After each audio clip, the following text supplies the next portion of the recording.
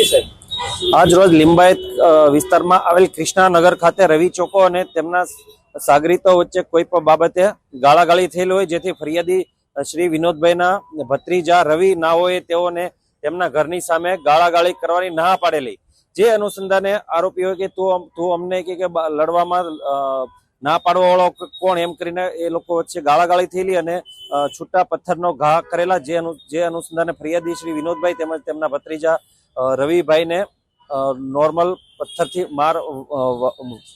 પથ્થર વાગેલો હતો, તેમજ તેમના ઘરની કાચની બારીઓ 2 તોડેલી હતી, જે અનુસંધાને તમામ 4 આરોપીઓ વિક્કી ઉર્ફે રવિ ઉર્ફે ચોકો ને ચારેયને આરોપીઓને પકડીને કાયદેસરની કાર્યવાહી કરવામાં આવેલ છે, તેમજ ગુનાવાળી જગ્યાએ તેઓને લઈ જઈ અને ગુનાવાળી જગ્યાએ તેમનું રિકન્સ્ટ્રક્શન કરવામાં આવેલ છે। લોકોને તમામને એક જ મેસેજ છે, કોઈ પણ જો લુખાગીરી કરતા હોય તો તાત્કાલિક લિંબાયત પોલીસ સ્ટેશનનો તેમજ 112 નો કોન્ટેક્ટ કરો અને મહેરબાન ગૃહ રાજ્ય મંત્રી શ્રી તેમજ મહેરબાન પોલીસ કમિશનર શ્રી નાઓના આદેશ મુજબ જો કોઈ પણ આરોપીઓ છે જો કાયદામાં રહેશે તો ફાયદામાં રહેશે।